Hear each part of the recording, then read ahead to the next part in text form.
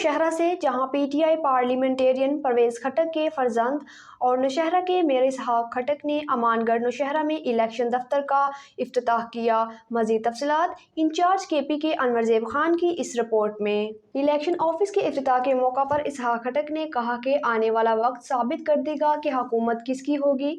इंशाअल्लाह PTI parliamentarian के सूबे में हुकूमत बनेगी और अवाम से किए गए वादे वफा होंगे। इस मौका पर पीटीआई सरकर्दा रुकन खालिद खान जदून ने भी कहा कि परवेज खान हमारे पुराने और दरीना साथियों में से एक हैं और पीटीआई पार्लियामेंटेरियन की जीत यकीनी है। परवेज खट्टक ने अपने पहले दौरे हुकूमत में सूबे की बेहतरी के बेशुमार काम किए हैं।